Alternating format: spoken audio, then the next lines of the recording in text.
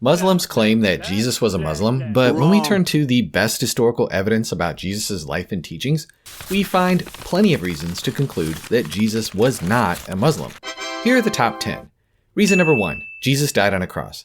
The Quran says that Jesus didn't die on a cross, but our best historical sources about Jesus say that Jesus did die on a cross.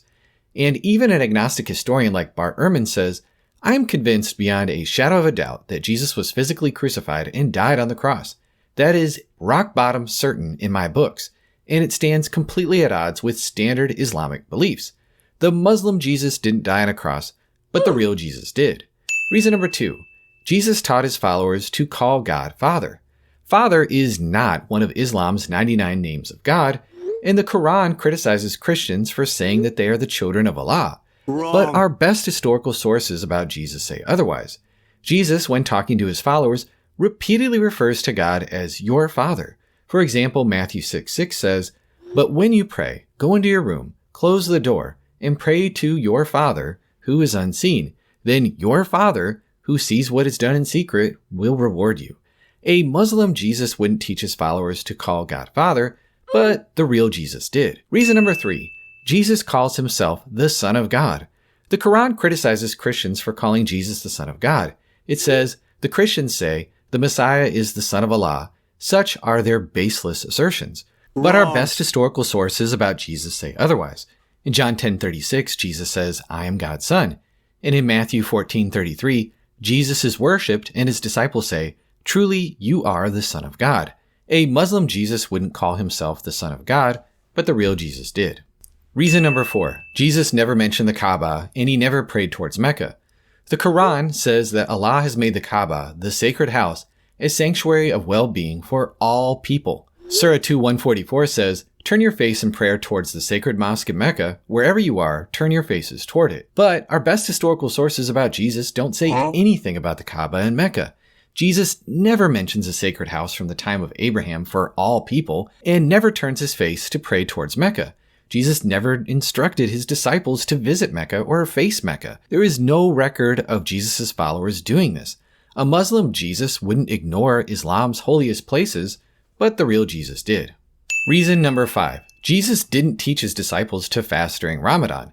According to the Hadith, Muhammad said, whoever fasts Ramadan out of faith and hope of reward, his previous sins will be forgiven. But our best historical sources about Jesus say that while he did teach about fasting, he didn't teach anything about the month of Ramadan, or about only fasting during the day, or about the night of power, or about fasting securing the forgiveness of sins, or about everyone fasting together as a group.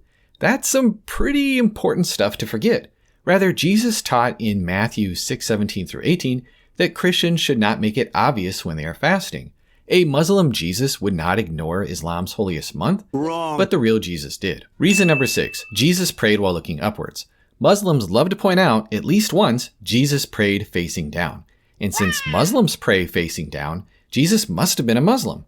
But in our best historical sources about Jesus, it says, after Jesus said this, he looked toward heaven and prayed, Father, the hour has come, glorify your Son, that your Son may glorify you. A Muslim Jesus wouldn't pray while looking upwards to heaven, but the real Jesus did. Reason number 7, Jesus expected his followers to read and know the scriptures. The Quran mentions previous books sent by God, including those given to Moses and to David, but doesn't show much interest in them. The Quran has no quotations from the Old Testament. The Quran never commands or even recommends that Muslims read the previous books. Muslims often allege that those books have been corrupted. But our best historical sources about Jesus show that he often introduced quotations from the Old Testament by saying, have you not read what God said to you? In other words, Jesus knew the previous books and expected his listeners to know them too. He amazed religious teachers with his knowledge of the scriptures and expected his listeners to know God's word. A Muslim Jesus wouldn't tell his listeners to read the previous scriptures, but the real Jesus did. Reason number 8, Jesus actually understood the previous scriptures. The Quran mentions previous books sent by God, but doesn't seem to know much about them. In Quran 22:36, Muslims are told to sacrifice and eat camels. The Quran says that Mary, the mother of Jesus, is the sister of Aaron. But Jesus knew the law of Moses. Camels must not be sacrificed or eaten. And Jesus knew that Aaron lived over 1,000 years before his mother. While the Quran is clueless, our best historical sources for the life of Jesus show that he would converse with experts about the law of Moses and about the history of the Jewish nation. A Muslim Jesus, like the Quran, wouldn't know much about previous scriptures, but the real Jesus did. Reason number 9. Jesus allowed what Muhammad forbade.